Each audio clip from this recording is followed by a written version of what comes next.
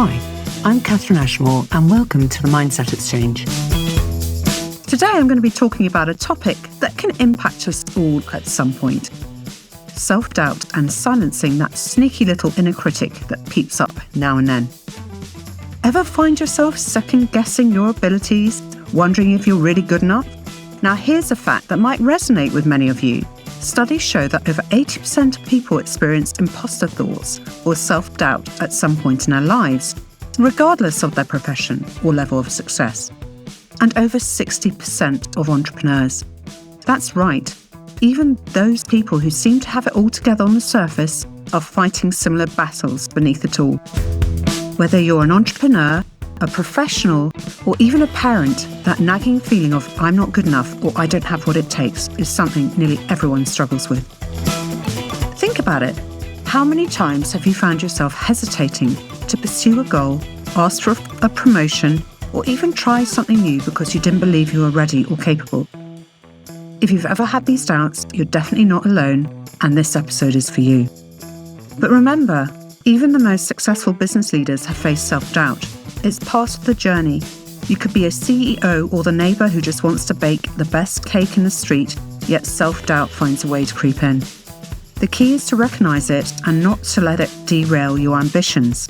In this episode, I'm going to explore what causes self-doubt, how it affects our lives, and most importantly, how to kick its butt with mindset shifts. So if you're ready to boost your confidence, let's go. We're our own toughest critics, whether in our careers, our creative pursuits, or even in our personal lives. It's so easy to get caught up in the one thing that went wrong and let it overshadow the progress and successes we've achieved. Just what is self-doubt? For many of us, it's not just some random thought. It can be something that is ingrained from early experiences, maybe from school, early career moments, or even comparisons we make in today's social media-driven world. I recently shared a story on LinkedIn about how I was fixating on a small error in a project, completely overlooking the progress I'd made in it. And it got me thinking, why do we sometimes focus on a negative even when there's so much positive around us? It doesn't make us negative people. I'm a very positive person, but will still have my moments now and then, as we all do. Well, it's deeply wired into our brains, and it's something called negativity bias. From an evolutionary standpoint, our ancestors had to pay more attention to potential threats, because that's what kept them alive. Unfortunately, today, that bias can manifest as hypercriticism of our own work and our abilities. But here's the thing. Self-doubt is part of being human, especially for high achievers. We're often our toughest critics because we set high standards for ourselves. But the line between holding ourselves to a high standard and self-sabotage can sometimes blur. So why is it that so many of us struggle with self-doubt? What exactly is it, and why does it show up, often at the worst times? Fear of failure? Yep. When we step outside our comfort zones, whether launching a new business, applying for a job, or taking on a creative project, we inevitably face uncertainty. Will it work out? Will people judge me if it doesn't? What if I fail and everyone sees it? We all worry about whether we'll succeed. Then there's the comparison trap. With the digital age, it's easier than ever to compare ourselves to others on the socials or professional networks. We scroll through carefully curated feeds, comparing ourselves to influencers who make it look effortless. All you see is the surface. You see what appears to be someone's successes and wonder, why am I not there yet? This comparison leads to feelings of inadequacy which impact self-esteem and motivation. And let's not forget, imposter thoughts, which can further complicate matters. That feeling where you doubt your own accomplishments and feel like a fraud despite evidence of your success can occur in any profession. Whoever you are, this sense of unworthiness can prevent you from taking the next step. But it's not just about business. Self-doubt can infiltrate your personal life as well. Think about how many times you've held back from speaking up or sharing your thoughts because you didn't think that they would be valued. Or how often you've dismissed compliments because you didn't believe you deserved them. Or perhaps a parent constantly questioning whether they're doing a good job because their child has a meltdown that day. It can impact well-being, relationships, and overall happiness. Self-doubt can make us feel unworthy of love or afraid to ask for what we need. You might find yourself thinking, I don't deserve this person's time or attention, or I'm not good enough to have this relationship. And these feelings can strain relationships, leading to insecurity, jealousy, and sometimes, what I said before, self-sabotage.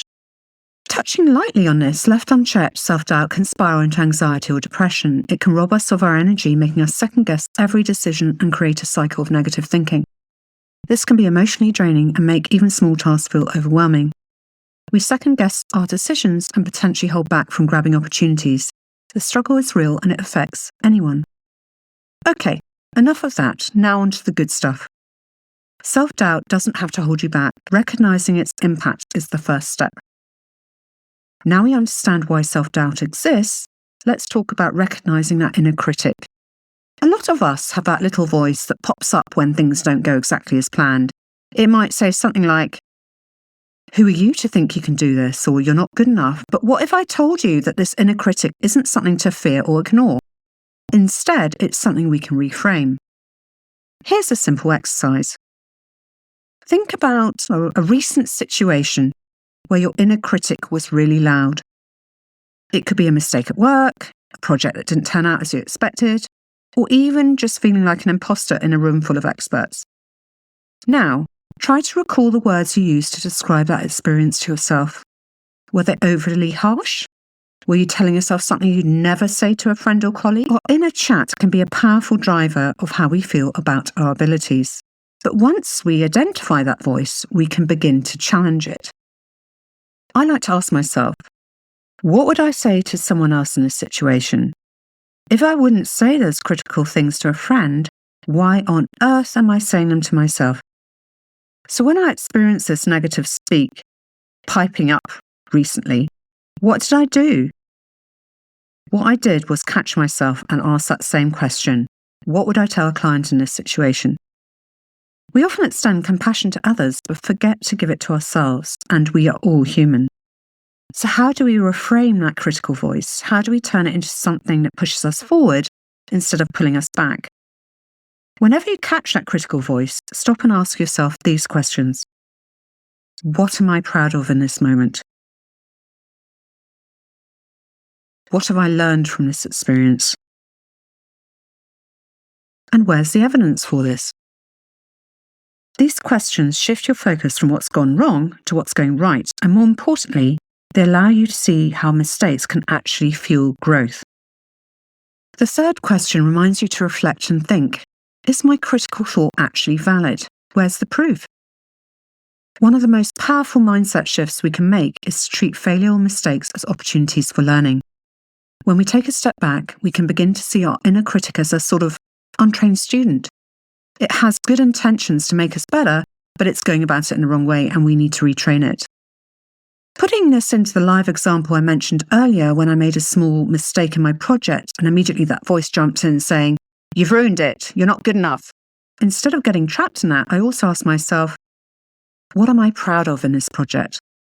And the truth is, I'm really proud of the progress I've made, and that made that little error become insignificant within the bigger picture. Now, a surprising perspective is that self-doubt isn't always a bad thing. In fact, sometimes it can be helpful. Here's the truth. A little bit of self-doubt can actually keep you grounded. It can encourage you to assess risks carefully, make even more thoughtful decisions, and stay humble as you work towards your goals. It's when self-doubt becomes overwhelming or constant that it turns into a problem. But how do you know if your self-doubt is helping or hurting you? There are a few signs to look out for. If your self-doubt pushes you to prepare more thoroughly for a presentation or double-check your work, for example, it's probably working in your favour. It's helping you to improve and avoid overconfidence and missing stuff. However, if self-doubt is causing you to avoid taking action altogether, to shrink away from opportunities, or to say no to things you know deep down you're capable of, then it's crossing into unhealthy territory. The key is to recognise when self-doubt is constructive, acting as a motivator to do better, or when it's destructive, leading to inaction or fear. By learning to manage this balance, you can use self-doubt as a tool to stay sharp without letting it hold you back. I want to finish off with some practical tools for managing self-doubt and that pesky inner critic. While it's something we all face, it doesn't have to define you, your life, or your actions. There are some practical steps you can take to managing and reducing its power. One of the most powerful mindset shifts is to view failure differently. Most of us are conditioned to think of failure as a reflection of who we are. If we fail, it must mean we're not good enough.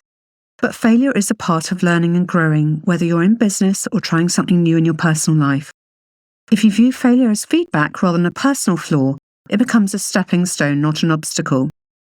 So this might look like, instead of thinking, oh no, I messed up, try saying, hey, I've just discovered one way not to do this.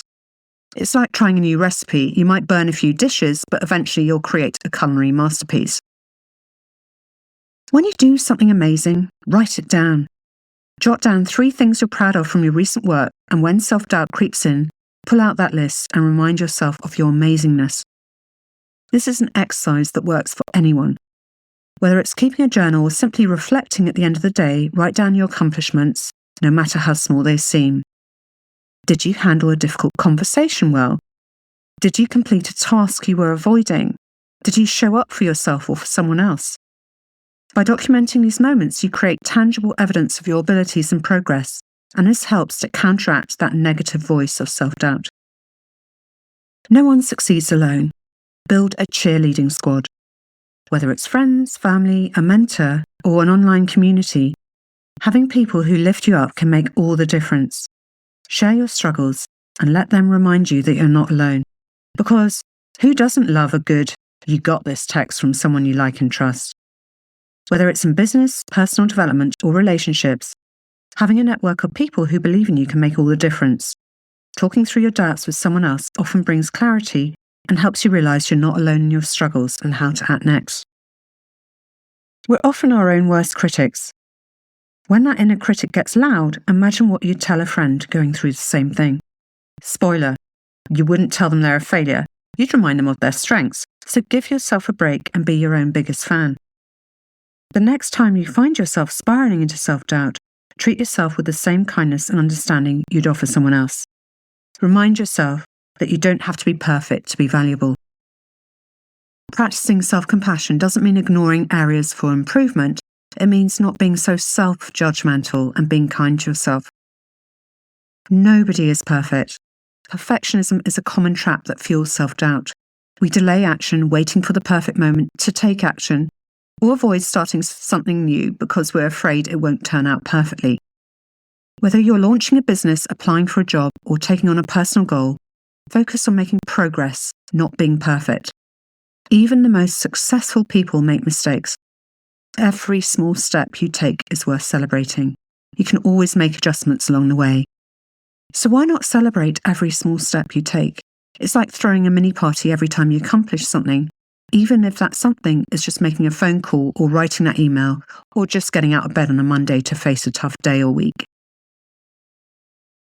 The crux of the matter is that self-doubt never fully disappears. It's part of being human, especially when we go out of our comfort zones. But the key is to not let it control your actions. Actually facing the uncomfortable and moving out of our comfort zones is often where growth happens. The most successful people aren't those who never experience self-doubt. They're the ones who acknowledge it and keep going anyway. You don't have to feel 100% confident before taking action. Taking action despite doubt is how you build confidence. Each time you prove to yourself that you can do it, that voice starts to quieten down, like a toddler who finally got their nap. So to wrap things up, self-doubt is something we all face, whoever we are. Overcoming self-doubt and silencing the inner critic isn't a one-time fix, it's a process. There will be days when that voice feels louder than others, and that's okay. What's important is that you practice catching it, reframing it, and giving yourself the credit you deserve. By reframing failure, documenting your wins, building a support system, practicing self-compassion, and focusing on progress rather than perfection, you can keep self-doubt in check and move forward with your goals. We are all works in progress, and that's something to be celebrated. So I'll ask you the same question I asked my LinkedIn followers.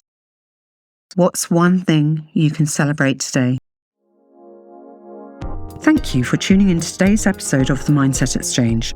I hope my words today gave you some new tools and perspectives to silence that nasty inner speak and embrace your wins, big or small. You are doing amazing work and you deserve to recognise that. If you find this episode valuable, I'd love it if you could share it with someone who might need a little boost today. And don't forget to subscribe to the Mindset Exchange for more tips and strategies on personal and professional growth going forwards. Until next time, keep growing, keep going, and keep celebrating your progress. I'm Katherine Ashmore, and I'll see you in the next episode.